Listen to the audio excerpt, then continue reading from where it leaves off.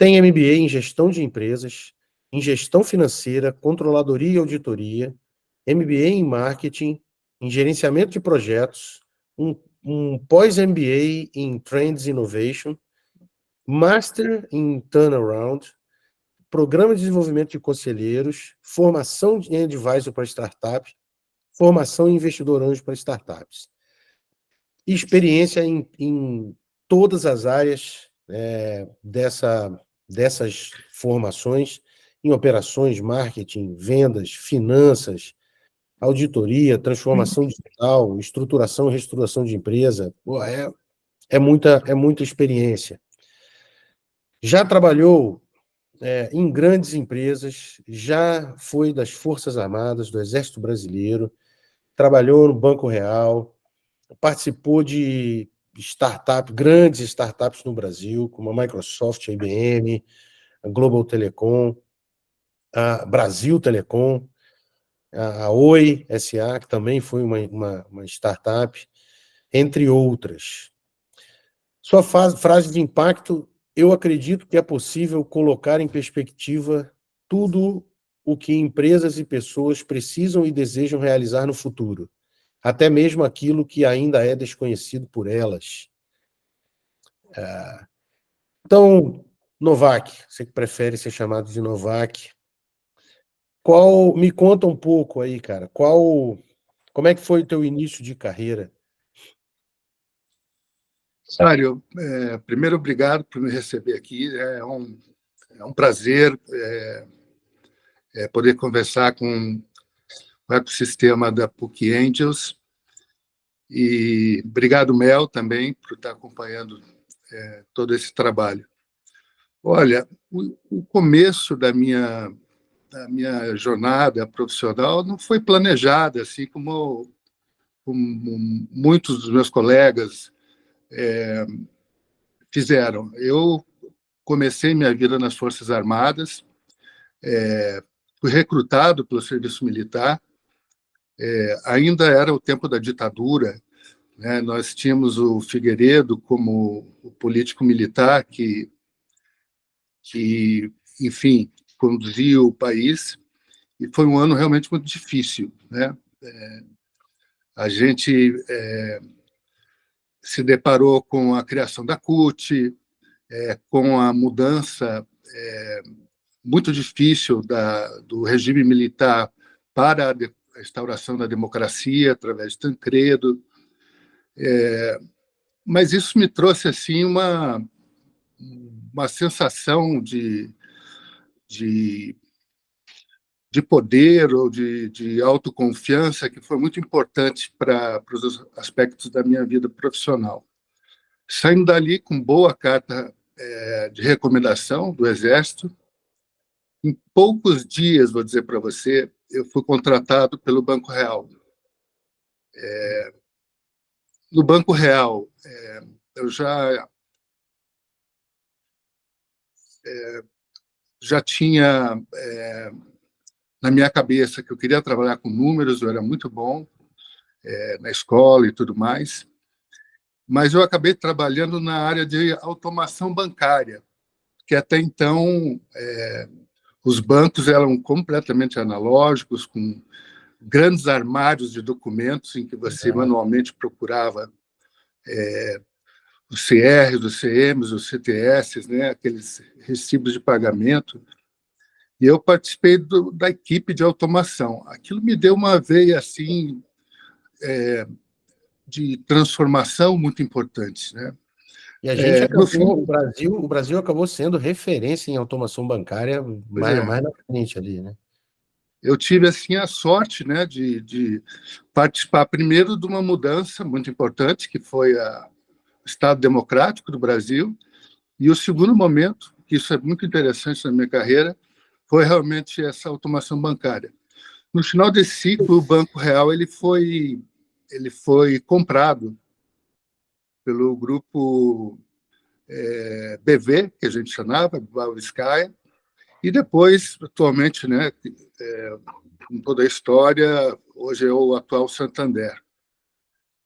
Saí do banco após 2 anos e meio, coisa parecida, e ali eu senti o desejo pela arquitetura. Nós tínhamos, na época, eu acho que hoje não existe mais, mas quando você terminava um pós-médio, você tinha as escolas técnicas, né? Cefetes e tudo Sim, mais, em que você fazia uma espécie de vestibular, muito parecido, e escolhia uma das matérias e disciplinas. Eu escolhi arquitetura e edificações. Mas isso, cara, não durou muito tempo, porque numa conversa de bar com um amigo, ele falou que aquele negócio de eu ficar andando para cima e para baixo com pastona cheia de papéis sulfurizê, os esquadros, o, aquele conjunto de lápis enormes e exato. réguas e tudo mais, Régua T era mais complicado de carregar.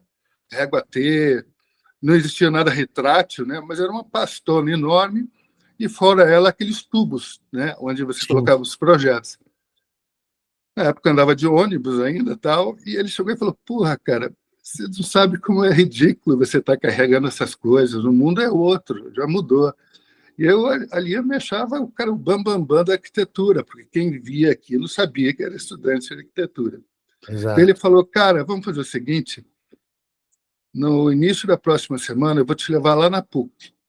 Eu não vou falar nada para você, mas eu quero te mostrar uma coisa e aí você vai concordar comigo. Bom, ele já trabalhava no CPD há mais ou menos 3 ou 4 anos do Banco Banestado, isso já era assim, uma fronteira, né, para chegar numa posição dessa, e ele, enfim, filho da PUC, né, me levou até o CPD.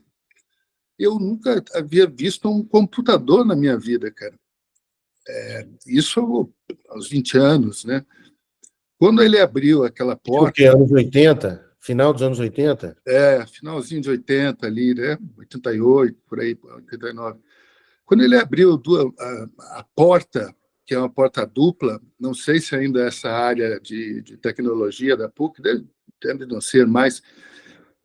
Olha, sem brincadeira, eu vi o infinito de computadores, fileiras de computadores, todos Fitas. ocupados, com uma galera ali teclando aquilo tudo. Eu falei, cara, vou jogar minha régua até fora, como você falou, né? E aí eu, cara, prestei vestibular para análise de sistemas e, com isso, tive acesso ao mercado de software. 2 anos em diante, eu me tornei o primeiro Microsoft Center do, da Microsoft no sul do país, né? E aí, Legal. realmente, eu vou dizer para você que minha carreira decolou. Foi ali que tudo realmente começou, apesar dessa história, né, inicial. Não, que bom, cara. É bom que tu já. Eu ia te fazer a segunda pergunta, como você escolheu esse caminho, você já meio que contou, e também. Aí eu vou emendar aqui, assim, quais foram suas influências? Você falou desse amigo, desse professor que te levou. Quais outras influências você tem? E eu acho interessante que eu também trabalhei muito com telecom, você trabalhou com telecom. Conta um pouco como foi essa experiência, porque eu era da PricewaterhouseCoopers quando montaram o grupo chamado Telenorte Leste das operadoras do norte e do leste do país, né, basicamente do Rio para cima. Proprietária da Oi, né? Exato. E depois o grupo Telenorte Leste virou a Telemar, que foi a Telemar fixa, depois se juntou com a Brasil Telecom para fundar a Oi, e eu participei lá do iniciozinho como auditor, auditando as teles lá do norte, Tele Ceará, puta, todas lá de cima. Telaima, Telamapá, até as estatais que existiam antigamente, que hoje já nem faz sentido. Então, eu quero que você conte um pouco quais foram as suas influências para ir por esse caminho e conta um pouco desse teu histórico aí do mundo de telecom. Olha, a minha principal influência foi Bill Gates. Ah, Sim, legal. ele se tornou meu ídolo, né? Ele visitou o Brasil no final dos anos 80, justamente assim, combinando com a minha história, né? Parece que tudo deu certo ali naquele momento. Acho que foi 87 ou 8 que ele visitou o Brasil, e ele veio fazer uma análise das condições do país para trazer a Microsoft para cá. A princípio, ele, inclusive, deu entrevista para as principais revistas, você pode imaginar, né, todo mundo em cima. Ele falou sobre a Em burocracia. termos de comparação, para a galera entender, é como se fosse o Mark Zuckerberg vindo ao Brasil para ver se trazia a Meta para cá, né? Era o Isso, homem de tecnologia da época. só não era um mundo conectado ainda, né? Para você Exato. ter uma ideia, a Microsoft se vendia por caixinhas. Eu vendi dezenas ou centenas de dezenas de milhares de caixinhas dessas. E ele achou, assim, o Brasil, em primeira vista, uma burocracia muito grande para fazer a importação dos produtos. Eles não eram nem tropicalizados, como nós chamávamos, né? No sentido de não ter tradução para o português. Hoje você abre um software, ele tem lá pelo menos 70 idiomas, né? Mas não era o caso. E o ambiente interno de se fazer negócios também é muito complicado.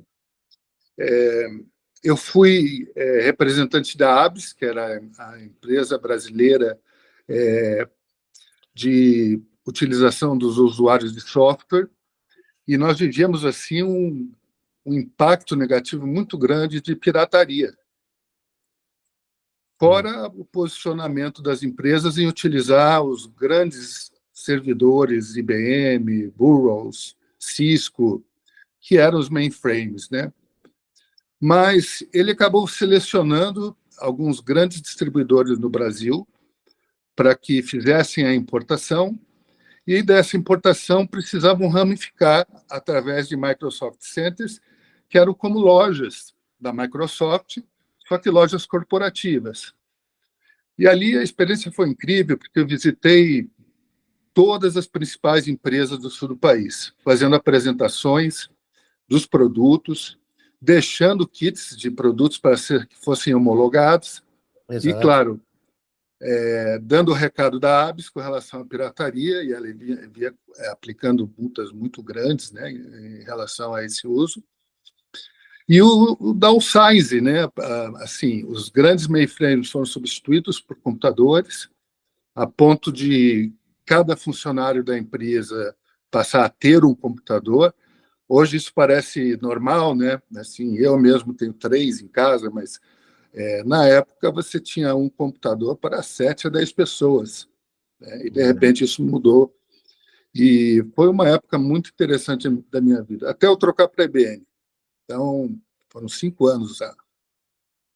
Inclusive, eu assim viajei muito para os Estados Unidos, não posso deixar de contar isso, porque todo ano existiam as grandes feiras de software, Sim. de hardware, hoje são as de tecnologia, né, e inovação. E eu participava de todas essas feiras, né? Você era premiado em função de resultados, ia para lá, trabalhava 15 dias nos eventos. Todas as vezes que eu fui para lá, visitava a Microsoft Place, em Redmond, ali em Seattle, né? Do ladinho onde tem a fábrica da Boeing. E eu conheci o Bill Gates pessoalmente. Ele me deu um shake hands Pô, que ótimo. e agradeceu pelo que a gente estava fazendo aqui no Brasil. Nós estávamos lá em 6 ou 7, né, que administravam os Microsoft Centers aqui no Brasil. E foi sensacional, né, porque se ele era ídolo, ele realmente coloquei um pôster no meu escritório, era a primeira Claro, capa da óbvio. Time, coisas desse gênero, né? Maravilha. E daí, como que tu foi parar em telecom, cara? Cara, fui parar em telecom por causa da IBM. Se você parar para pensar, existe uma confluência de interesses entre esse tipo de companhia. Também, como você, participei do processo de privatização das empresas. Primeiro estava observando, estava na IBM.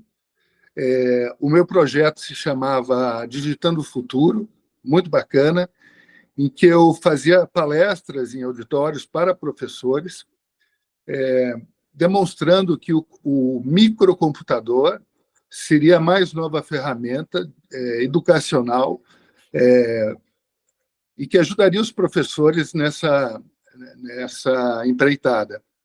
Mas, assim, a reação era muito negativa. Achavam que iam perder a lousa, a maneira de falar com o aluno, que os computadores iam competir, né, com a presença e a autoridade deles.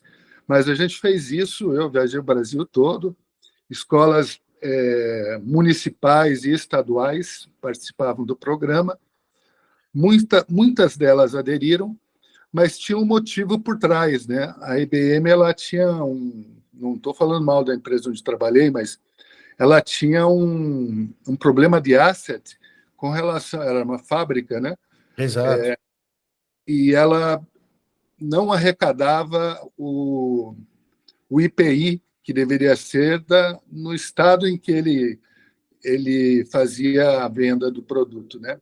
Então, ele tinha uma dívida enorme com os estados, e aí uma forma de pagar, porque não tinha dinheiro, foi colocando computadores nas escolas, né? Ah, E aí o resto vira história. Foi quando eu visitei a Inepar, a extinta Inepar, né? Mas uma empresa espetacular da época, joint venture da GE e tudo mais. Conheci os fundadores e a gente conversando ali na diretoria com esses caras,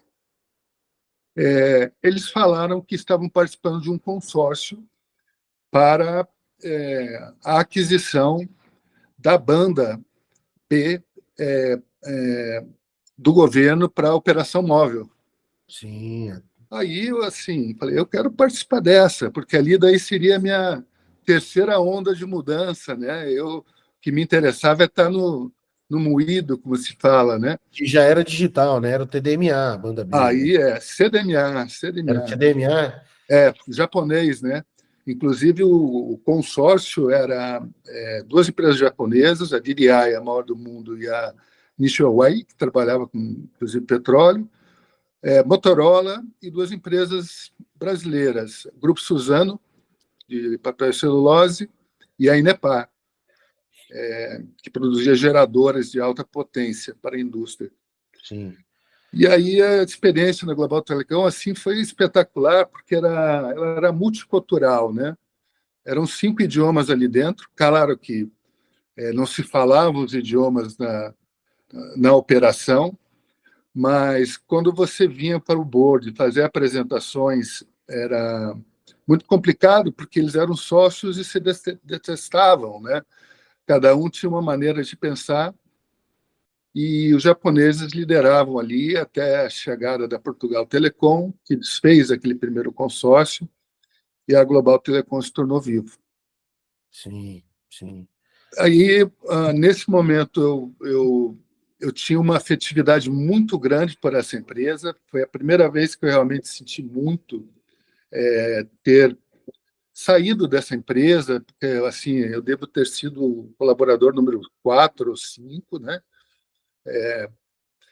E não conseguia passar pelas lojas, que eram os canais que a gente tinha, né, do varejo e tudo mais, e ver as placas da Global Telecom sendo substituídas pela da Vivo. Eu não aceitava aquilo. Então, foi um motivador para eu sair do Brasil e, assim, morei nos Estados Unidos por 2 anos, em São Francisco, ali naquela região de Palo Alto, e foi muito importante para mim esse período também, porque assim, eu não tive nenhuma,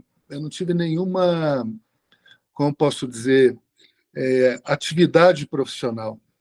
E quando se fala de ócio, né, o ócio realmente é muito importante em alguns momentos para você redirecionar a tua carreira, porque, como eu falei, ela não foi planejada, ela foi acontecendo, se você Exato. perceber, né? As pessoas criaram a minha carreira e não as minhas decisões diretamente. Aí voltei dos Estados Unidos, a Brasil Telecom estava adquirindo a banda de TDMA, como se falou, que virou GSM. Isso.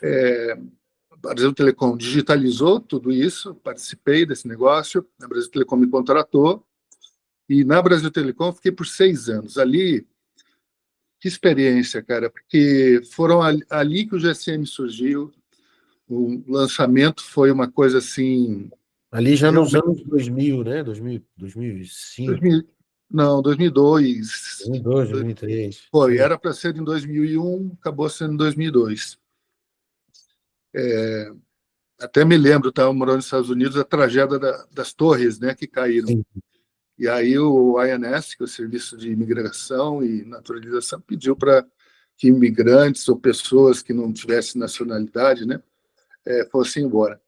E aí na Brasil Telecom teve esse início do GSM, mas essas empresas não eram uma empresa de telecom, elas tinham várias empresas, né? exato. O Brasil Telecom devia ter mais de 20 empresas e os quadros de acionistas eram absurdamente assim, aqueles flows que se abrem, né? Você vê até uma família chinesa participando daquele grupo, fundos de pensão, Petrobras, Exato. Pirelli. E, cara, Os você ter contratos eram acesso. 4 páginas só de descrição de societária.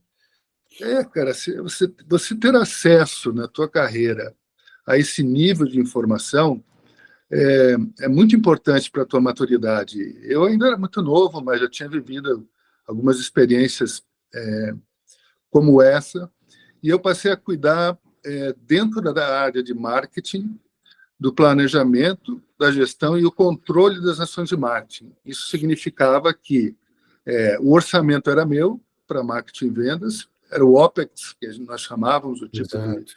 que era a despesa. Só que, né, nos Estados Unidos, eu aprendi que isso é, va vale como CAPEX, né, porque é um investimento na construção da empresa, né, produzir Exato. a própria marca. Mas, enfim, e ali eu participei do lançamento dos provedores, BR Turbo, IG e Best, todos da Brasil Telecom. Nós tínhamos uma empresa que lançamos também, chamada Globnet, cabos submarinos, Uhum. que, que ligava as Américas, né? A América do Sul, a América do Norte, um puta negócio de grana, assim. E era uma empresa rica, né? Mas com dificuldades societárias. Sim. Daniel Dantas era um que causava muito problema, e na época a CEO era Carla Tico, que era, enfim, uma parceira dele há muitos anos no Opportunity. Em função dos negócios que Daniel Dantas tinha, foi dissolvido aquele grupo do board, do C-Level, e veio um cara da Pegasus, que era o Ricardo K. Esse cara fez um trabalho de reestruturação. Ali me apaixonei por reestruturar empresas. Eu trabalhei ao lado dele durante 2 anos e ele transformou a empresa em um brinco. E ele já tinha passado por Caloi, Estrela, várias empresas, inclusive ele investia na transformação através da Pegasus, que era uma VC, né? E a ideia dele era assim: estamos prontos para ir ao mercado e comprar empresas. Falei, Ah, opa, que maravilha, né? Eu estava de férias, cara, e vi pela revista Veja que a Brasil Telecom seria vendida para a Telemar, né? Como você bem exato. falou, e se tornaria Oi, juntos e misturados, né? A Exato. princípio não entendi muito, porque é uma, uma empresa fabulosa sendo comprada por uma empresa muito pequena, regional, mas aí fui para a Oi e trabalhei no compliance de contratos, eram muitos contratos duplicados, eram equipes duplicadas. Trabalhei em parceria com muitas empresas como a PwC, né? Aham. Então, esse mercado de consultoria aconteceu dessa forma, acabei entrando para essa indústria em função disso, e fiquei lá até a saída do CEO, que na época era o cara da banda A do negócio, e mudaram os sócios, né, que eram as grandes empresas de engenharia do país, e, enfim, deixei a Global Telecom. e o Rio de Janeiro, né? E a gente tem que falar quantas cidades, né? Porque quando você fala que Exato. trabalhou, RT Brasília. tem muito lugar, né? Me diz uma coisa, porra, cara, a gente se cruzou em vários momentos aí sem saber. Você deve ter lido um monte de contrato meu aí, porque eu estava fazendo contrato com todas essas. Agora, essa experiência 360 que você teve, conta agora, como é que você está? Que outra experiência você está tendo, mais recente, nesse mundo digital que você começou a ver lá atrás, na raiz, né? E hoje eu vejo aqui contigo, trabalhando contigo mais próximo, o quão digital você é, o quão organizado, vamos dizer assim. Como é que você trouxe tudo isso para a atualidade? O que você está fazendo agora? O que você pode contar mais para a gente? Tá bom. Dando um pulo, né, de 2011, quando saí da Oi, para 16, nesse período eu tive uma companhia em Brasília que atendia grandes contratos do governo. Só a iniciativa corporativa, Corpigov, nós atendíamos, eram contratos de 400 milhões de reais a cada 2, 3 anos, através das estações. Eu fiz o exit dessa empresa através de uma due diligence. Aconteceram alguns fatos aí que, enfim, nós teríamos que ter 2, 3 dias para falar só sobre isso. Coisas E que abrir só uma... na due diligence a gente consegue pegar, né? Porque não Quem aparece em lugar sabe, nenhum. a gente tem um tempo curto aqui, e eu acabei fundando minha própria empresa de consultoria. Eu achei que naquele momento eu estava muito preparado para entrar nesse mercado, e com todos os contatos que eu tinha, a minha sensação é que era visitá-los, revisitá-los, inclusive as empresas de telecom, e oferecer serviços nessa área, né, de estruturação, reestruturação, na área de marketing, que é desde a gestão, planejamento de gestão e controle de grandes orçamentos a valuation de marca, que eu fiz valuation de 2 marcas, né, na Brasil Telecom e na Oi, e comecei nesse ramo. Uma coisa que são 8 anos já que eu estou em consultoria, e eu confesso que não é uma carreira fácil, é uma indústria complexa, porque você acaba tendo que conhecer o mercado, né, de uma forma assim, em perspectiva, porque você chega em empresas de diferentes setores que vão, por exemplo, da área de tecnologia, vou citar uma só para a gente não ficar muito tempo falando sobre isso, que trabalha com tracing, uma empresa que vem criada no norte europeu e vem para o Brasil, e em Curitiba encontra a Spacecom, uma empresa de monitoramento de sentenciados e por aí vai. Trabalhei ali, começaram meus grandes contratos. E a Zetrax, ela vendia dispositivos com sensores para grandes indústrias. O primeiro cliente dele foi a Toyota, que infelizmente saiu, né, como a Ford do país. Exato. E ali eles viam o alto desempenho das máquinas na linha de produção e das pessoas, a fim de ter uma métrica, uma aferição de, como a gente chamava na época, né, do Kanban, né, de você Exato. ter o máximo de qualidade, no mínimo de recursos e por aí vai. E você sai daí até passando pelo agro, indo para a educação, indo para a saúde, para real estate, para a securitização. Então, não dá para você trabalhar com consultoria dizendo que você é especializado em tal coisa. Por exemplo, em contabilidade.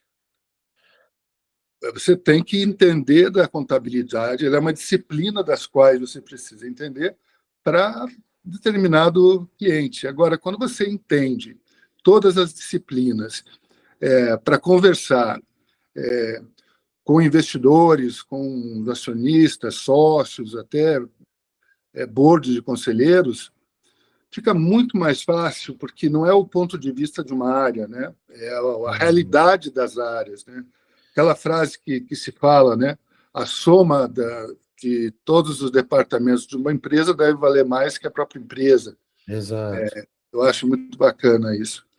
E aí, em 8 anos em consultoria, eu encontrei algumas dificuldades, que fica exemplo, ou talvez tenha acontecido com pessoas a respeito disso. Eu até escrevi um artigo falando, virei consultor, e agora? Porque você é consultor, mas você tem uma empresa também para cuidar. Você tem que Exato. vender, procurar clientes, você tem que fazer a contabilidade, você tem que fazer o financeiro, você tem que fazer o marketing, e Jogar você nas tem que 11 executar o posições. serviço. É, Bater o escanteio e correr para cabecear. porque você está sozinho em campo, né? Mas, assim, essa coisa de self-made, né, é interessante porque você trabalha com os colaboradores das empresas. Quando a consultoria é contratada, você faz um plano, esse plano é aprovado, seja quem tem essa alçada de aprovação, e você executa e você tem um time enorme em diferentes áreas que trabalham e atuam com você. E fazendo e aprendendo também, né? Você tem que aprender o setor, a empresa e as áreas. E você chega nas pessoas. Algumas te veem como polícia e outras te veem como ambulância, né? Então, É. é uma coisa muito interessante. E é interessante você estar falando isso, porque dos conselheiros que a gente entrevista, que são da área financeira, contábil e tal, falam exatamente a mesma coisa, só que do lado contrário, do lado oposto do bar, né? Vamos dizer assim. Que eles falam, pô, eu vi que entender só de contabilidade ou só de financeiro não ia me levar a lugar nenhum. Eu tinha que ver algo mais da empresa para conseguir falar com os diretores, para poder aprovar projeto. Ou seja, é a mesma visão, só que de quem está vivendo ali o lado financeiro, o lado contábil da coisa. E deixa eu O aproveitar. marketing, vendas e operações, né? Se você Exato, não souber e não estiver preparado para interpretar isso, avaliar e transformar num plano, que é o financeiro que vai pagar, você exato. precisa contar direitinho como isso vai acontecer. Senão o cara fala, pô, não pago, não tem dinheiro, né? Exato, exato. Ou então fala, não posso pagar porque não estou preparado, ninguém me avisou nada, eu não estou com dinheiro em mãos aqui, não tenho liquidez para fazer isso.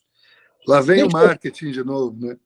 deixa eu aproveitar aqui, fazer um corte na nossa linha de raciocínio, para te fazer a próxima pergunta, cara.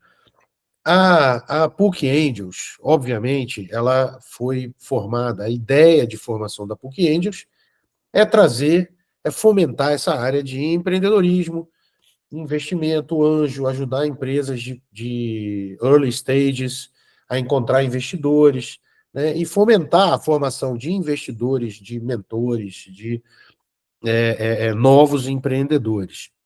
Só que a base para isso tudo, o conceito no qual a gente foi criado, é de que um dos meios de se mudar o mundo é através da educação. Ou seja, a educação é capaz de mudar o mundo.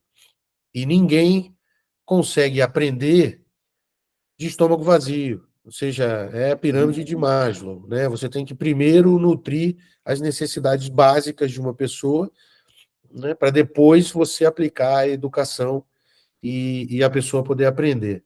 Então, parte da nossa renda é direcionada para bolsas de estudo. A gente ainda vai fazer um comunicado sobre isso, vamos falar a respeito, mas uma parte da nossa renda é direcionada a bolsas de estudo e outra parte é direcionada para cesta básicas em comunidades carentes e tudo mais. Então, como que você enxerga, como que você vê esse conceito de transformação através da educação e combate à fome? É boa pergunta, né? E não tem resposta fácil. Mas eu vou, assim, eu estudei economia, né? Iniciei um mestrado de economia, mas não concluí. Mas no período que estive dentro disso, a gente trabalhava muito com tese, né? Como as startups têm que trabalhar entendendo quais são as teses, né, de investidores, Isso. e acredito que a PUC Angels em breve terá uma tese também para apresentação. Isso é muito importante. Mas uma das curvas que eu acabei estudando, por coincidência, economia tudo é curva, né? Foram os 5 gargalos, principais gargalos da economia no Brasil. Não vou falar sobre 4 deles, mas um deles era a falta qualificada de mão de obra. Isso quer dizer que, né, a educação não vai bem. Sim. Começa por aí. Então, quando você olha para um ensino fundamental em que crianças que não têm acesso, ou quando têm acesso, terminam sem saber ler, escrever e fazer conta, em um cenário em que alunos do ensino médio deixam deixam a escola antes de concluir os 3 anos, ou chegam ao Enem e o índice de aprovação no Enem comprometido, a gente começa a entender que a educação é um efeito colateral da fome. É assim que eu vejo, né? Por isso que eu acho a pergunta importante. Ela está ligada a um vetor estratégico da economia, mas se trata de um gargalo, há quem chame de funil, mas a boca é bem estreita e, apesar de você ter uma quantidade enorme de faculdades, né, não faculdades online que foram lançadas no Brasil nos últimos 5 anos, a qualidade de formação também é muito baixa, né? São pessoas que trabalham o dia inteiro em empregos que não remuneram muito bem e por sua vez, fazem uma faculdade mais tranquila e se lançam no mercado de trabalho na esperança de gerar emprego e renda. Até pouco tempo, acho que em 2010, 11, quando eu ainda estava no mundo corporativo, aquelas iniciativas em que as empresas faziam para não pagar imposto de renda, né, que eram Sim. voltadas para fins sociais, para criação de escolas, pós-saúdes, recuperação de teatros e tudo mais, eu achava que ali era se promovia realmente uma sustentação de algo né, que hoje eu entendo, de uma base de jovens flácidos e despreparados para o futuro, né? E eu achava que ali deveria ser um anabolizante, né? Ter um anabolizante para esse canal. Mas hoje eu tenho certeza, eu não tenho dúvida nenhuma, até porque eu conheci a Singularity, estudei lá, Sim. é Bem uma interessante. universidade livre, né? Que foi fundada por um médico PhD da NASA, e eu tive essa oportunidade. E ali a gente vê que ideias sobre isso se transformam em startups e elas trabalham assim como se fosse em comunidades. E essas comunidades elas se aproximam de forma natural.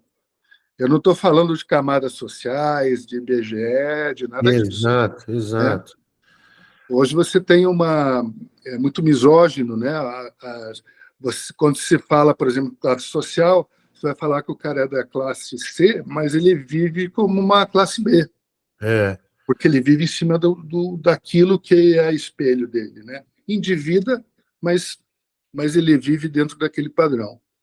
Afinal de contas, hoje, como diz, né, o Peter Diamandis, o fundador da Singularity, até a pessoa mais pobre tem TV, tem ar-condicionado Sim, e tem carro, né?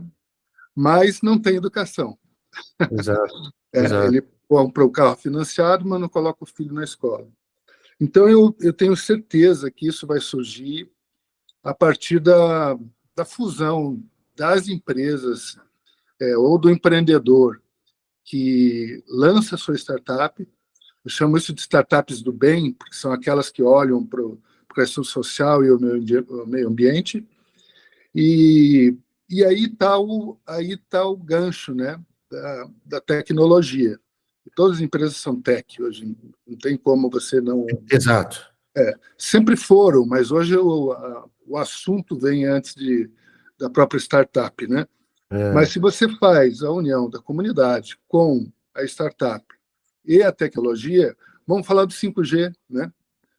5G dá acesso à educação e também dá acesso à geração de emprego e renda, porque com o celular na mão, a pessoa ela não precisa estar empregada, ela pode estar trabalhando, né? A ideia é essa.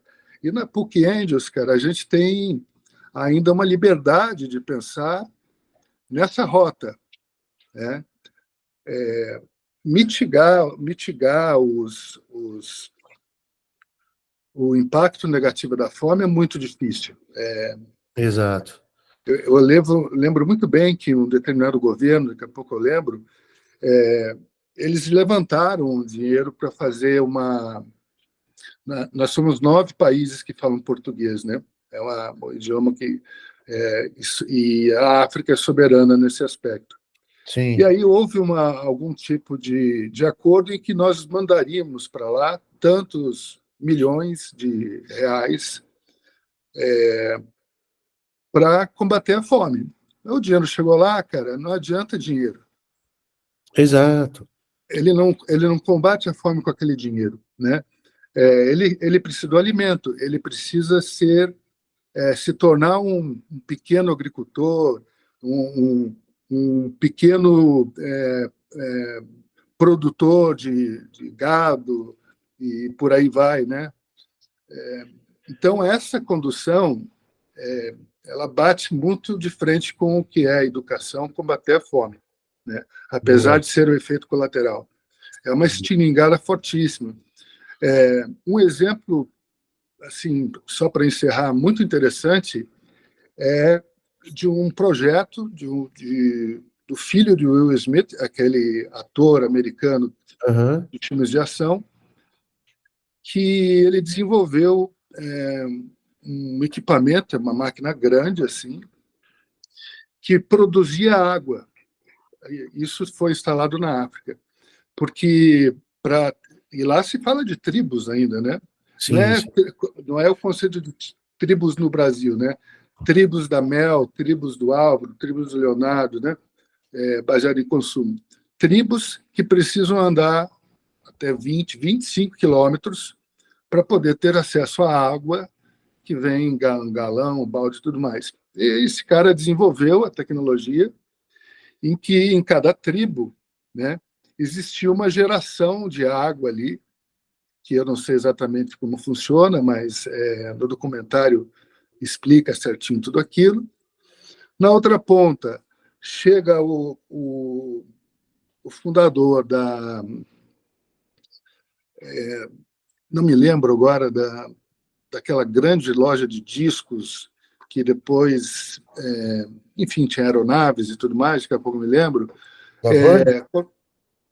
Pois não? É da Virgin? Da Virgin, isso. Ele começou com aquilo, ele se uniu e foi lá e doou 200 motocicletas para determinada tribo, para em vez de irem a pé, irem de motocicleta. Então, não é um cara que vai resolver isso, né?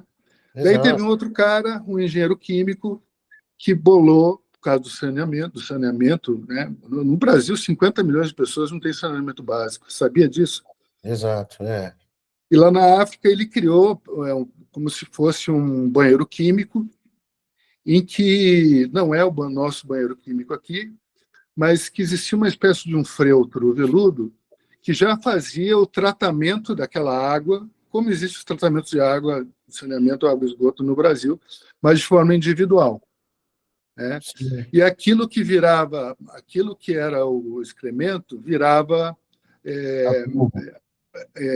fertilizante para o quintal de alface, cenouras e tomates e cebolas.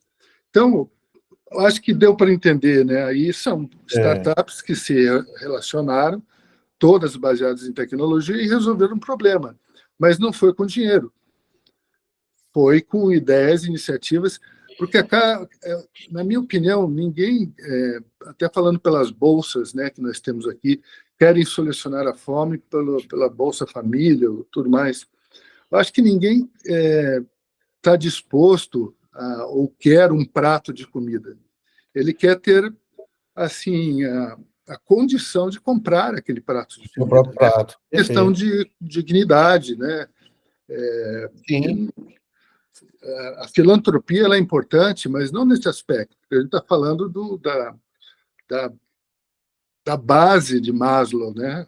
exatamente, E exatamente. não é dessa forma que a gente vai resolver. E, E a e PUC agora, Engels está conectada a esse contexto. show. E agora, para juntar tudo isso e já partir para o final da nossa entrevista, como que você, com todo esse conhecimento, acha que pode ajudar uma startup a escalar, a ganhar escala? Tá.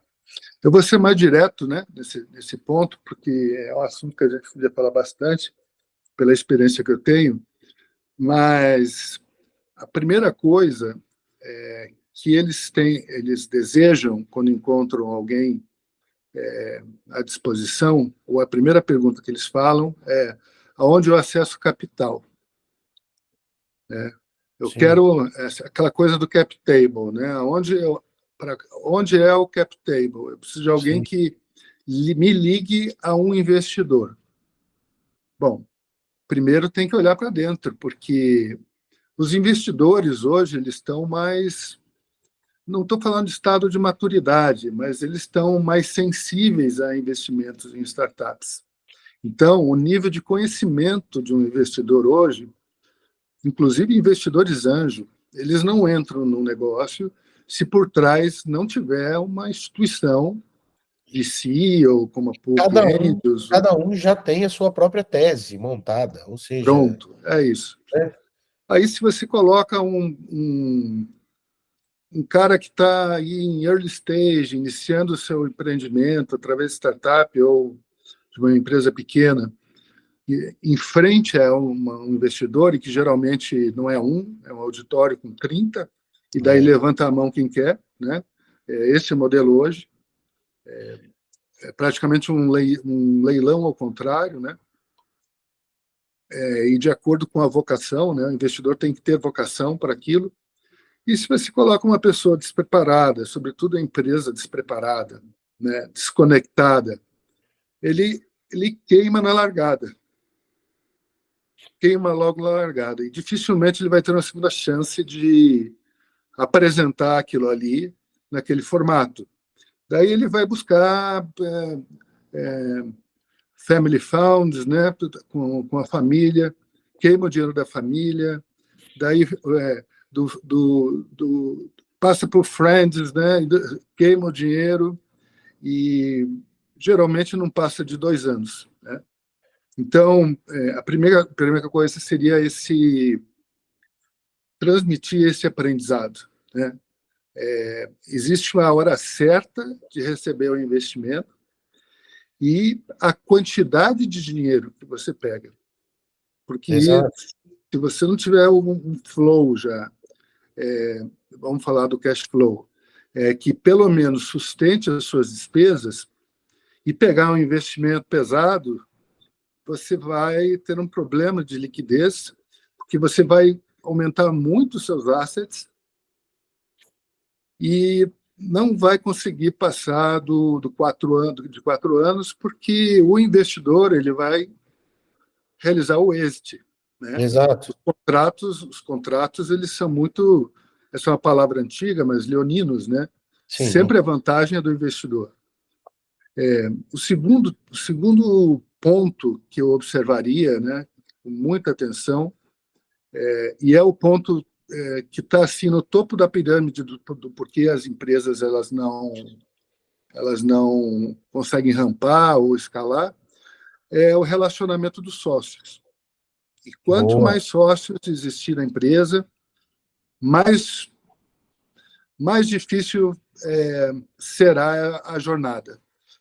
Sim. Porque você tem que alinhar os interesses, tanto pessoais quanto profissionais, os interesses sobre o modelo de negócio.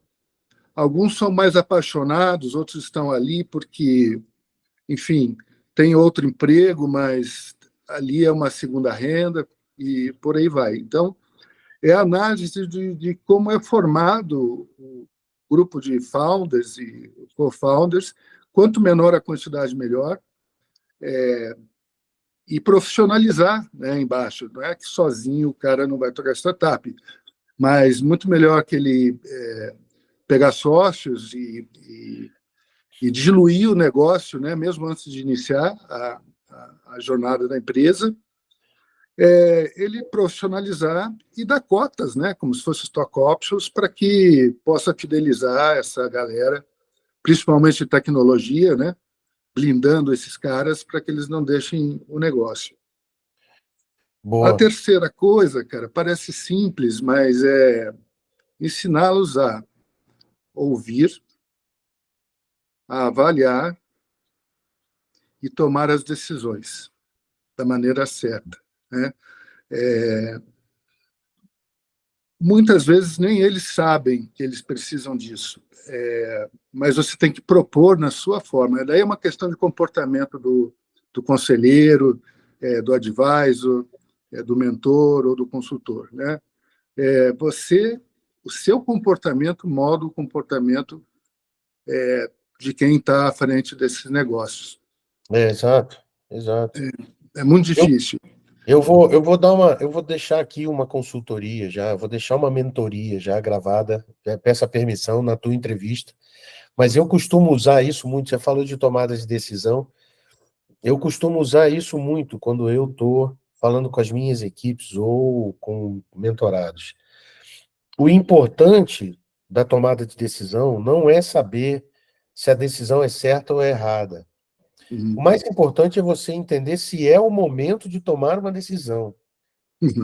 Se for o momento, tome a decisão. Se ela for errada, você vai conseguir corrigir depois. Se não for o momento de tomar uma decisão, não tome, porque mesmo que seja certa, foi no momento errado. Então, antes de pensar o que eu faço, respira, que é o grande problema dessa geração de hoje, de shift left e shift up, entendeu?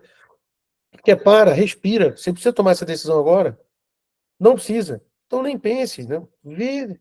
Exatamente. Entendeu? Ai, mas eu preciso estar preparado. Já está. Se você já pensou nisso agora, você já está preparado. Então espera um pouquinho, entendeu? Existe um livro do Piketty que fala, em inglês é When, o livro traduzido é Quando, né? Sim. É bem exato o que você falou. No caso do startupeiro, mais importante do que o momento em que ele sai para o mercado é o momento onde ele sabe sair, como sair, de que forma sair daquele negócio, que é o exit, né? Exato. Então, você não precisa estar preparado para pivotar. Isso é uma das coisas mais notórias para quem tem startup. E essa flexibilidade ela é muito avaliada pelo investidor. E precisa também ter spin-offs daquele negócio para que você tenha a geração de novas receitas. Sim. Caso contrário, se você não tem essa árvore, né, de receitas, fica muito difícil para você fazer frente ao investidor e você é diluído rapidamente. Você fica sem startup, sem o dinheiro, sem o investidor e com a pergunta: o que vou fazer agora? E para concluir, Hilário, eu digo para você que, fora a questão dos sócios, né, isso daí assim, efeito direto, tem um problema muito grande de governança e de gestão. sim. Esses caras entendem zero de gestão, nem sabem o que é governança. E você não precisa ter 1.000 funcionários para ter um protocolo como esse para que dê certo. Então, na questão da profissionalização, eu apontaria isso, sabe?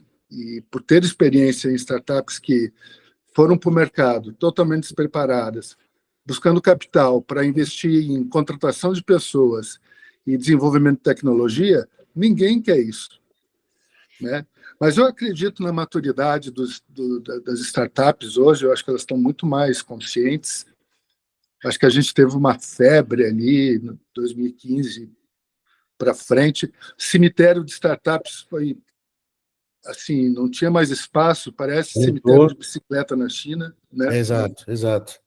Mas essas seriam minhas contribuições, fora tudo mais, né? Cara, fantástico. Olha, foi um prazer enorme. Eu te agradeço mais uma vez por dedicar mais uma hora para gente aí do seu tempo. E quero deixar aberto aqui para suas considerações finais e, porra, e desejar um até breve, né? Se Deus quiser. É, eu acho que, aliás, eu acredito que, para concluir esse nosso papo, é fundamental a gente observar que a inovação ela traz muito benefício para a sociedade. Mas o maior desafio que a gente tem, estou formando isso agora, tá? É você ter o equilíbrio entre, né, a tecnologia e a geração de emprego e renda, o que traz o bem-estar social, né? Então, não adianta você ser o país mais inovador do mundo se essa inovação ela fica aglutinada em determinados setores, que não Exato. chegam até a sociedade, que, vamos dizer assim, é o indivíduo, né? Ele é a unidade, a menor unidade de um fator macroeconômico. Ou seja, sem indivíduos não tem economia. Então, por isso que eu digo, o maior desafio que nós temos será esse.